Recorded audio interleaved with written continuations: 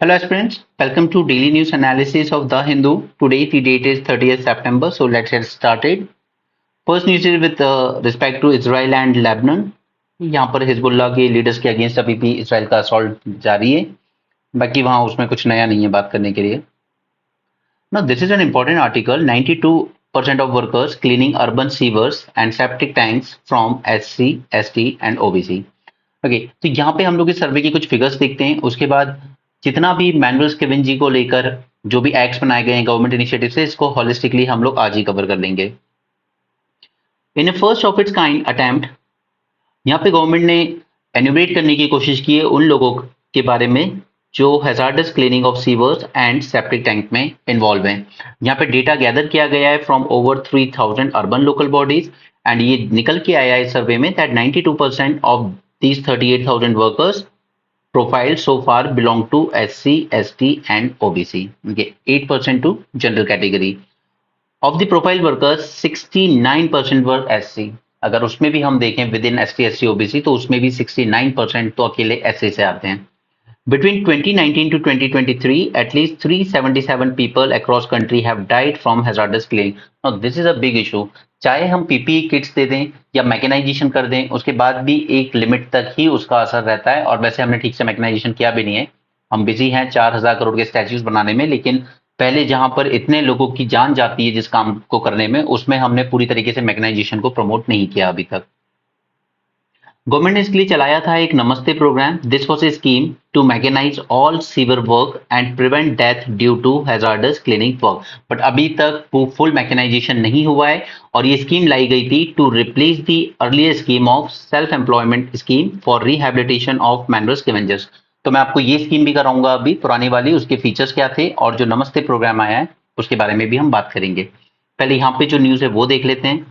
Manual scavenging as a practice has ended. ये government का stand है कि manual scavenging as a practice तो खत्म हो चुकी है, लेकिन जो चीज बाकी है वो ये कि hazards cleaning of sewers and septic tanks, यानी कि आपको हाथों से तो नहीं उठानी पड़ रही है चीजें, लेकिन जो आपकी सीवर लाइंस हैं सेप्टिक टैंक से उनको अभी भी काम करना पड़ रहा। वहीं पे कई बार गैस लीक होने की वजह से या कई बार डूबने की वजह से मौत हो जाती है। Safety training, equipment, and it also offer capital subsidies that could turn sewer and septic tank workers into sanipreneurs और sanitation entrepreneurs। अब ये सब कहने के लिए ठीक है, आजकल हर वर्ड के आगे आप प्रेन्योर लगा लीजिए तो एक छोटा सा चाय वाला भी अपने आप को एंटरप्रेन्योर कह लेगा, बट ये सब फालतू की बातें हैं। और अगर हम मैनुअल स्कैवेंजिंग की बात करें तो करीब इसमें 97% एससी कम्युनिटी से आते हैं, जहाँ पे हाथ से पूरी गंदगी ढोनी पड़ती है ना वो। चलिए हम इसके बारे में पूरी डिटेल में बात कर लेते हैं, आखिर इस एक्ट में क्या क्या प्रोविजंस हैं। फर्स्ट थिंग इज, सबसे पहले जैसा मैं आपको हमेशा कहता हूं कि एक प्रॉपर डेफिनेशन रखिए। So how we can define this. First is manual scavenging is any practice of removing human excreta by hand.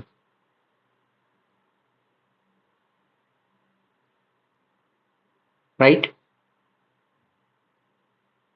हालांकि जब बाद में ये एक्ट लेकर आए थे हम लोग, दैट इज PMSR, ठीक है, ये मैनुअल स्कैवेंजर्स के रिहेबिलिटेशन के लिए, इसने इस डेफिनेशन को और ज्यादा एक्सपेंड किया और इसने यहाँ पर इंक्लूड किया कि यहाँ पर जितने भी मैनुअल स्कैवेंजर्स हैं उन्हें ये प्रोटेक्शन मिलती है, चाहे वो पब्लिक अथॉरिटीज के साथ काम कर रहे हों या फिर प्राइवेट अथॉरिटीज के साथ काम कर रहे हो, जैसे रेलवे लाइंस या फिर ओपन ड्रेन या पिट या फिर कोई भी एरिया जिसको नोटिफाई किया जा सके बाय द सेंट्रल और स्टेट गवर्नमेंट। ओके, तो इसने इस डेफिनेशन को और ज्यादा एक्सपेंड किया और साथ में इसने एक और चीज की, दैट यहाँ पर जो भी एम्प्लॉयर है, ठीक है, जैसे कोई हाउस होल्डर है वो अपने घर में टैंक को साफ करने के लोगों को बुलाता है, अगर ये एम्प्लॉयर उसको प्रोटेक्टिव गियर या अदर क्लीनिंग डिवाइसेस प्रोवाइड नहीं करता है, सेफ्टी प्रिकॉशंस नहीं रखता है, तो फिर ये चीज उस पर भी लागू होती है।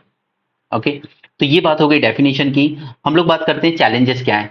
सबसे बड़ा चैलेंज है कि यहाँ पर अधिकतर जो लोग इंगेज हैं वो आते हैं from the lowest in social hierarchy, that is SC। जैसे अभी हमने देखा almost more than 90% manual scavengers यहाँ से आते हैं एंड विद इन SC में भी अराउंड 60% से ज्यादा जो सैनिटेशन वर्कर हैं, देखिए दोनों में फर्क है, ठीक है। जब हम सैनिटेशन वगैरह की वर्कर्स की बात कर रहे हैं दैट इज डिफरेंट, एंड जब हम मैनुअल स्कैवेंजिंग की बात कर रहे हैं that is absolutely different. Manual scavenging यानी कि वो जो लैट्रिन्स वगैरह के पिट्स होते हैं उनको हाथों से साफ करना। सैनिटेशन वर्कर तो यानी कि आपकी जो सड़कों में अंडरग्राउंड नालियां होती हैं जिनमें ड्रेनेज का पानी वगैरह जाता है उनकी क्लीनिंग करना। ओके, तो सैनिटेशन वर्कर्स, और उससे भी वर्स्ट काम है मैनुअल स्कैवेंजिंग का। तो गवर्नमेंट का कहना है कि मैनुअल स्कैवेंजिंग पूरी तरीके से एलिमिनेट की जा चुकी है, ये सिर्फ आप सैनिटेशन वर्कर का है। लेकिन अभी चैलेंज मैं आपको बताऊंगा कि ये जो हमारी सीवेज लाइनें होती हैं और ये जो अनऑथराइज्ड कॉलोनीज के सेप्टिक टैंक्स वगैरह होते हैं, ये सब एक दूसरे से कनेक्टेड है। बरसात में आपने देखा होगा कि नीचे जो नालियां हैं सड़क पे वो ओवरफ्लो हो जाती है और पूरा टॉयलेट का जो गंदा पानी होता है वो सड़क पे आ जाता है। अब ये क्यों किया जाता है अभी हम इसकी बात करेंगे, पहले चैलेंजेस समझ लेते हैं। Second is it is a manifestation of untouchability. तो आर्टिकल 17 बात तो करता है कि untouchability has been abolish, but again कुछ पर्टिकुलर कास्ट के लोगों को ही इस प्रोफेशन में एंगेज किया जा रहा है बार बार।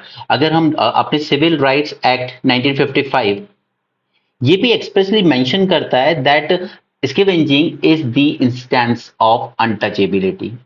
इसे क्लियरली लिखा हुआ है कि अगर कोई इंसान इसके मैनुअल स्कैवेंजिंग कर रहा है या उससे करवाया जा रहा है तो ये अनटचेबिलिटी ही माना जाएगा under civil rights act 1955। Then next is dangerous working condition. अब यहाँ पर जो प्राइवेट कॉन्ट्रैक्टर्स वगैरह इनको रिक्रूट करते हैं सफाई के लिए, वो ना तो उन्हें सेफ्टी किट्स प्रोवाइड करते हैं, ठीक है, और ना ही प्रॉपर इक्विपमेंट्स प्रोवाइड किए जाते हैं, ठीक है? और अल्टीमेटली इसका नतीजा क्या होता है, या तो डेथ हो जाती है उसकी या फिर at least he become a person with disability. Next is social inequality. अब यहाँ पे एक प्रॉब्लम ये होती है कि जो फैमिली इसमें एंगेज होती है, ठीक है, उस पे एक सोशल ऑस्ट्रेसाइजेशन या एक्सक्लूजन का टैग लग जाता है। ठीक, सपोज कीजिए आप कि एक सरकारी स्कूल में जहां पर एक मैनुअल स्केंजर का बेटा आ रहा है, तो वहां पर बाकी जो बच्चे हैं वो भी उस बच्चे के साथ उतना घुलते मिलते नहीं है। या ये आदमी जो नालियां साफ कर रहा है वो शाम को अगर लोगों के बीच बैठा होगा तो नहीं, एक सोशल ऑस्ट्रेसाइजेशन इनके अगेंस्ट होता है, एक एक्सक्लूजन इनके साथ देखा जाता है। और इसके अगेंस्ट फिर इसके सब कुछ सफर होता है इसमें, बच्चे का एजुकेशन से लेकर एवरीथिंग। और अल्टीमेटली फिर ये होता है कि जहां जो पर्सन एंगेज है उसका बच्चा भी आगे चल के इसी प्रोफेशन में एंगेज होकर रह जाता है, उसके पास लेबर मोबिलिटी उतनी एक्वायर नहीं कर पाता। कम से कम वो जिस एरिया में रह रहा होगा बचपन से वहां तो नहीं कर पाता, क्योंकि लोग यही बोलते हैं यार इसके इसकी फैमिली वो काम करती है, ये हमारे बच्चों के साथ नहीं खेलेगा। जैसा कि गोविंद जायसवाल जी जो आईएएस बने उन्होंने अपने साथ बताया था कि इस तरह की चीजें होती हैं, discrimination. Okay, social stigma. Now ये जो एक्ट था इसमें बात तो की गई थी रिहैबिलिटेशन की, पूरे स्टैट्यूटरी प्रोविजंस भी रखे गए थे, अभी हम आ रहे हैं उस स्कीम पे हम बात करेंगे। बट अल्टीमेटली क्या है कि अगर ये लोग कहीं और दूसरा काम लेना भी चाहें तो नहीं हो पाता है, क्योंकि इन्हें किसी और ऑक्यूपेशन में रखा नहीं जाता है, या फिर इनके अगेंस्ट एक स्टीरियोटाइप माइंडसेट बन जाता है, कम से कम वहां की लोकल कम्युनिटी में। Limitations of mechanisation. Mechanisation health risk कम कर देगा, सेफ्टी भी इंक्रीज कर देगा, but at the same time क्या सिर्फ मशीन्स के थ्रू काम करने की वजह से क्या उस इंसान की लाइफ में डिग्निटी आ जाएगी? सैनिटेशन वर्कर, उसको तो फिर भी सैनिटेशन वर्कर की नजर से ही देखा जाएगा, उसको या उसकी फैमिली को क्या वो डिग्निटी मिलेगी? तो सिर्फ मैकेनाइजेशन इसका सॉल्यूशन तो नहीं है। हाँ, और आगे जब हम लोग जा रहे हैं, जैसे कि आजकल रोबोटिक्स वगैरह की बातें हो रही हैं, तो अगर उन चीजों से ये चीजें क्लीन हो जाएंगी आगे चल के, तो ये कम से कम एटलीस्ट इन लोगों को एक डिग्निटी प्रोवाइड करेगा कि इन लोगों को सिर्फ रोबोट्स को ऑपरेट करना होता है। May be in next 10 years we can come to that level. Issue of storm water cleaners. Now this is the biggest problem, क्योंकि एक तरफ है हमारी स्टॉर्म वाटर ड्रेन्स और दूसरी तरफ है हमारी ये सीवर लाइन, नालियां वाला। ये दोनों इंडिया में उतनी सेपरेट नहीं होती है, थोड़ी सी बरसात हो और दोनों मिलके एक हो जाती हैं। अब सरकार क्या करती है कि ये जो स्टॉर्म वाटर ड्रेन्स है, इनको नोटिफाइड नहीं करती है as a sewer line, they are not notified as a sewer line. जबकि हो ये रहा है कि सीवर लाइन का भी गंदा पानी इन स्टॉर्म वाटर ड्रेन्स में आ रहा है। अब रिक्रूट किया जाता है तो आपको क्या बोला जाता है, आपको नहीं, आई मीन वर्कर्स को क्या बोला जाता है कि आपको स्टॉर्म वाटर ड्रेन क्लीन करनी है। बट एक्चुअली में वो सिर्फ स्टॉर्म वाटर नहीं है, उसमें सीवर का गंदा पानी भी आ रहा है, लेकिन उसको आपने नोटिफाई नहीं किया as a sewer line. Ultimately क्या हो रहा है कि इसमें जो भी बेनिफिट, या उस इंसान की डेथ हो जाए तो उसको जो कंपेंसेशन मिलने चाहिए वो नहीं मिलते हैं, राइट। तो ये सबसे बड़ा लूप होल है इसमें, जहां पर storm water drains and sewer line को आपस में नोटिफाई नहीं किया जाता है as a one. So public toilet लोगों का जितना भी पब्लिक टॉयलेट का वेस्ट होता है, सेप्टिक टैंक का जो डिस्चार्ज होता है, जब वो ओवरफ्लो हो जाता है तो अल्टीमेटली वो स्टॉर्म वाटर ड्रेन्स में ही एंटर कर जाता है और उन्हें वही गंदगी फिर साफ करनी पड़ती है खुद ही। टॉयलेट्स अंडर स्वच्छ भारत मिशन, स्वच्छ भारत मिशन के अंडर में 12 से 13 करोड़ तक टॉयलेट्स बनाए गए, रूरल एरियाज में भी, अर्बन एरियाज में भी। But problem was that majority ये जो टॉयलेट्स बने ना, दे वर पिट बेस्ड। इनको आपने सीवेज नेटवर्क से लिंक नहीं किया। पिट बेस्ड यानी कि फिर अल्टीमेटली जब वो चीज ड्राई हो जाएगी तो उसको निकालने के लिए फिर लोगों को किसी को बुलाना ही पड़ेगा जो मैनुअली उसको निकालेगा। हालांकि वो डिकम्पोज हो जाता है 6-7 महीने, बट उसके बाद भी फिर जो स्लज बचता है उसको निकाल के फेंकना पड़ता है। तो यहाँ पर भी फिर विलेजेस में भी यही होता है कि यार वो उस जाति के लोग ये काम करते हैं, उनको बुला लाओ। ठीक है, तो हमने जो स्वच्छ भारत मिशन में टॉयलेट बनाए हैं उनको पिट बेस हमें नहीं बनाना चाहिए था, हमें उन्हें मेन सीवेज नेटवर्क से कंटिन्यू करना, कनेक्ट करना था। अदरवाइज ये जो मैनुअल स्कैवेंजिंग है ये इसी तरीके से चलती रहेगी। Lack of sewer in urban areas, अब अर्बन एरियाज में आप देख लीजिए अनऑथराइज कॉलोनीज में, अनऑथराइज कॉलोनीज हो या फिर जो स्लम्स बन जाते हैं, इन सब में अगर आप देखेंगे तो ये भी कनेक्टेड नहीं होती है मेन सीवेज फैसिलिटीज से। अगर ये लोग बनाते भी हैं टॉयलेट्स तो ये उसको उसी वे में बनाते हैं जैसे सरकार बना रही है सेप्टिक टैंक्स।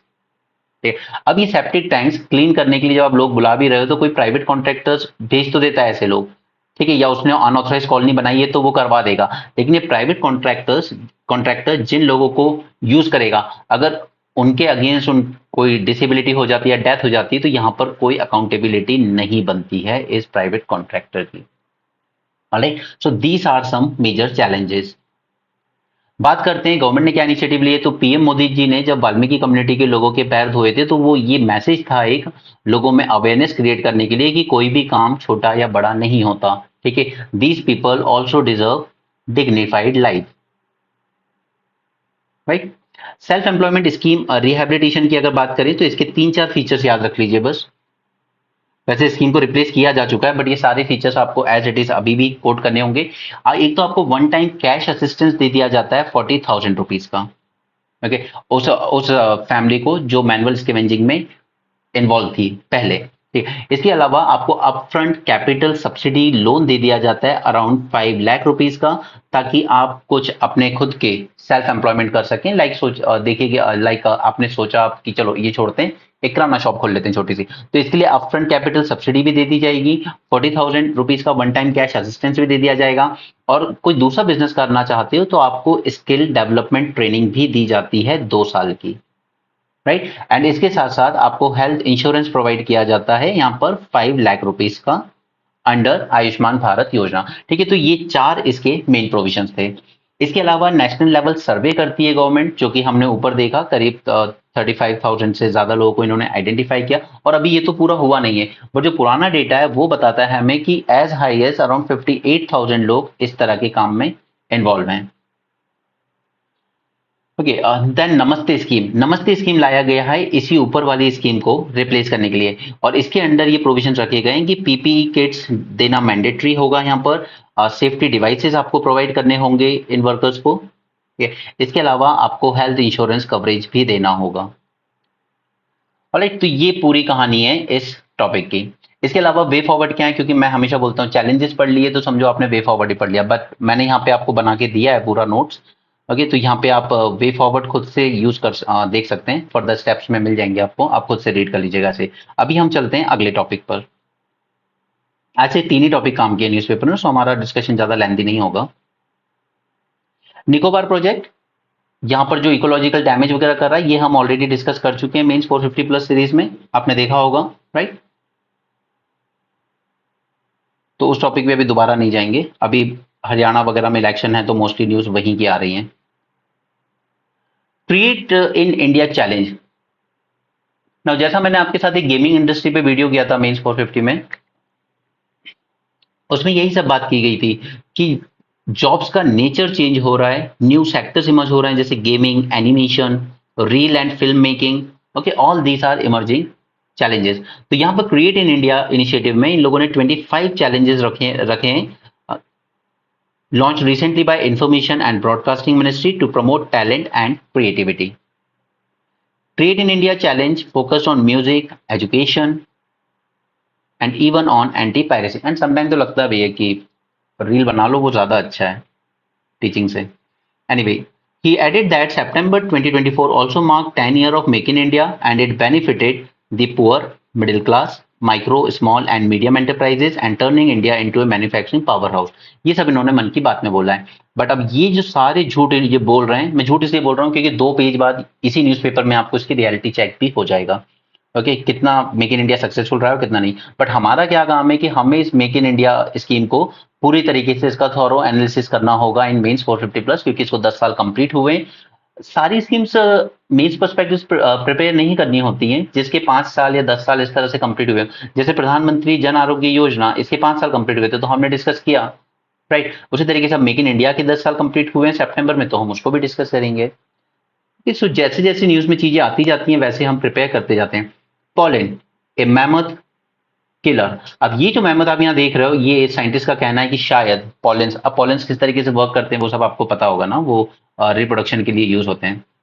एक तरह का गैमेटोफाइट होता है, मल्टीसेलुलर ऑर्गेनिज्म जो डिलीवर करता है male gametes of seed producing plant to stigma of another plant, और उस वजह से उनका रिप्रोडक्शन होता है। ठीक है, तो यहाँ पे इन लोगों ने कहा है कि may be pollen may have played a part in pushing the mammoths to the extinction, but अभी भी इन्होंने कहा है कि इसी बारे में और रिसर्च की जरूरत है, ऐसा कुछ शॉर्ट नहीं कहा जा सकता। This is a good article, common practice standards must have India outlook. इसमें से 5 इंपॉर्टेंट पॉइंट्स जो मुझे लगते हैं मैं आपके साथ वो डिस्कस करता हूं। देखिए यहाँ पे ये बात कर रहे हैं कि हमारा जो इंडियन एग्रो फॉरेस्ट्री है उसका पोटेंशियल बहुत अच्छा है अगर हम उसको कार्बन फाइनेंस प्रोजेक्ट के साथ इंटीग्रेट कर सकें। एग्रो फॉरेस्ट्री अगर हम इसको इंटीग्रेट कर सकते हैं, अपना जो हम लोग कार्बन फाइनेंस प्रोजेक्ट्स की बात करते हैं, इनका इंटीग्रेशन अगर हो सकता है तो फार्मर्स को ज्यादा बेनिफिट होगा। और ये सब किया जाना चाहिए under this, just a second, ये सब करना है हमें under this ARR initiative. And what is this stands for? So it stands for afforestation, reforestation and revegetation. Okay, but अब यहाँ पर प्रॉब्लम ये है कि ग्लोबल लेवल पर जो स्टैंडर्ड सेट किए जाते हैं वो उधर की ही फार्मिंग कम्युनिटी का दिमाग में रख के स्टैंडर्ड सेट किए जाते हैं, जबकि इंडिया में ऑलमोस्ट 80 to 85% जो फार्मर्स हैं they are having very small land holdings. Okay, so इन्होंने यहाँ पे 5 इंपॉर्टेंट पॉइंट्स रेज किए। फर्स्ट इज एग्रो फॉरेस्ट्री का पोटेंशियल। सो अगर एज ऑफ नाउ हम लोग बात करें तो अभी हमारे यहाँ पर agro forestry occupies 8.65% of India total land area, okay, and it contributes to 19.3% of country's carbon stock. अगर हम इस एरिया को और ज्यादा एक्सपैंड कर सकते हैं, तो हम लोग अपने जो एनवायरमेंटल गोल्स हैं या इकोनॉमिक गोल्स हैं इनको मीट करने में ज्यादा आसानी होगी। ओके, सो ये एग्रो फॉरेस्ट्री को ज्यादा एम्फेसाइज कर रहे हैं कि इसको भी कंसिडरेशन में लेके चलिए जब हम इंडिया के कार्बन मार्केट की बात कर रहे हैं या कार्बन फाइनेंस प्रोजेक्ट्स की बात कर रहे हैं। Second point is common practice in carbon standards. यहां पर global standards such as VCS verified carbon standards या फिर गोल्ड स्टैंडर्ड्स, ये जो हैं ये एकोमोडेट नहीं करते हैं हमारे स्मॉल एंड मार्जिनल फार्मर्स को। ठीक है, लैंड होल्डिंग्स बहुत कम होती है बट हमारे यहाँ यही स्मॉल एंड मार्जिनल फार्मर्स करीब 86% ऑफ जो लैंड एरिया है उसको ऑक्यूपाई करते हैं। Okay, so these standards they generally focus on those large scale agriculture, तो ये एक्सक्लूड कर जाते हैं हमारे most of the Indian farmers को from participating in carbon finance projects. इनको वो फाइनेंस नहीं मिलता है अगर ये कहते भी हैं कि हम भी एनवायरमेंट के लिए कुछ कर रहे हैं, ठीक है, या हम भी ऐसी प्रैक्टिसेस अपना रहे हैं जिनसे कार्बन एमिशन कम हो रहे हैं हमारे खेतों से। ठीक? मैंने एक सेशन किया था मेंस 450 पे आपके साथ in of decarbonising agriculture sector. India centric approach, अगर हम चाहते हैं कि हमारे फार्मर्स को भी इन सभी फाइनेंस प्रोजेक्ट्स का बेनिफिट हो तो इसके लिए जरूरी है फर्स्ट थिंग इज कि आप रिवाइज कीजिए इंटरनेशनल स्टैंडर्ड्स को जो कि सिर्फ लार्ज फार्मर्स के पॉइंट ऑफ व्यू से बनाए गए। इंटरनेशनल स्टैंडर्ड्स को रिवाइज करने की जरूरत है ताकि इजी बनाया जा सके हमारे फार्मर्स के लिए to access the carbon credits. अगर वो अपने यहाँ पे एमिशंस कम कर रहा है बट उसको तो कोई कार्बन क्रेडिट्स मिल नहीं रहे जिसको वो आगे सेल कर सकता है।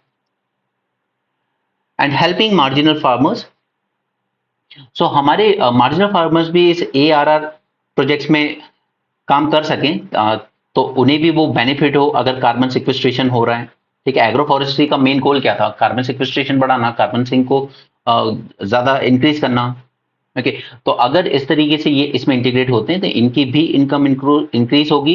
एट द सेम टाइम हम लोग लॉन्ग टर्म सस्टेनेबिलिटी को भी इंश्योर कर पाएंगे। Need for revise standards. Now revising this common practice criteria and standard, ठीक है, जो ग्लोबल लेवल पे सेट किए गए, at least it will unlock the potential of our small farmers and they can also contribute to carbon sequestration projects, जिससे environment को भी फायदा होगा और अल्टीमेटली रूरल लाइवलीहुड्स को भी फायदा होगा। ओके, सो ये 5 पॉइंट इन्होंने इस आर्टिकल में लिखे थे, मैंने इसकी समरी बना के नीचे रख दी है, आप इसको रीड कर लीजिएगा। Next is bridging the charm of global inequality. अब इस पे हम ऑलरेडी पूरा मेंस पे वीडियो कर चुके हैं, सो हम इसको क्विकली गो थ्रू कर लेते हैं कि अगर आपने वो नहीं देखा होगा तो। वैसे मैंने उसको यूट्यूब पे डाला था, देखा होगा शायद। ओके, तो यहाँ पर जब ग्लोबल इनइक्वालिटी की हम लोग बात करें तो इसमें 3 प्रॉब्लम्स हैं अभी सबसे ज्यादा। फर्स्ट इज कि ग्लोबल गवर्नेंस में there is high level of inequality.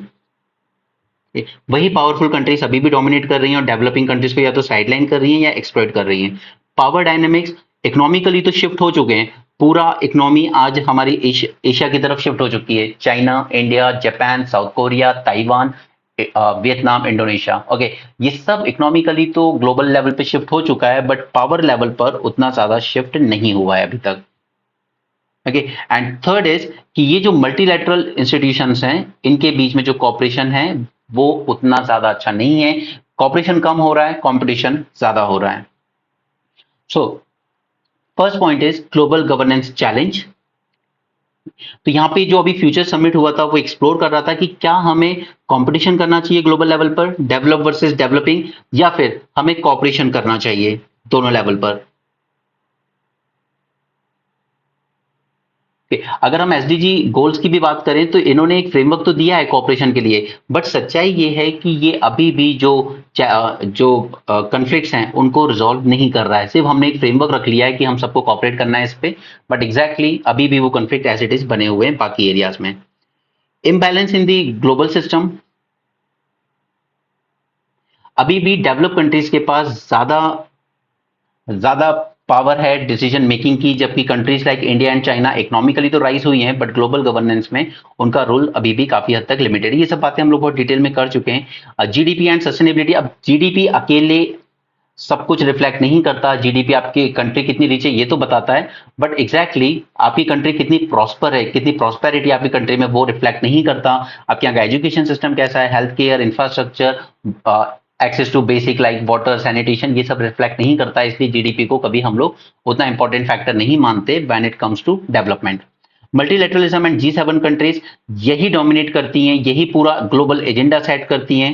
ये पूरा ग्लोबल गवर्नेंस इन्हीं के हाथ में है, चाहे डब्ल्यूटीओ हो या अदर एजेंसीज हो। ये सब बातें डिटेल में की जा चुकी है, इसलिए मैं इसमें ज्यादा डिटेल में नहीं जा रहा हूं आपके साथ। आप चाहें तो वो वीडियो देख सकते हैं। Foundation of power, this even again अभी भी ये स्क्वीड है in the favour of those powerful countries and need for inclusive government. तो यहाँ पर जो मल्टीलेटरल इंस्टीट्यूशंस के रिफॉर्म्स की हमने बात की थी, वही बातें इन्होंने यहाँ पे लिखी है। नोट्स नीचे हैं, आप देख सकते हैं। ये सब फालतू की बातें इनको नहीं देखना है, यहाँ पर भी कुछ काम का नहीं है आज। ठीक है, तो आज के पेपर में हमारे पास काम का सिर्फ इतना ही था। ये गाजा में हिजबुल्लाह और इनकी लड़ाइयाँ चल रही हैं, but none of our business anymore. Okay, so all right, so that's it for this session. Thanks for joining. Have a great day and keep learning.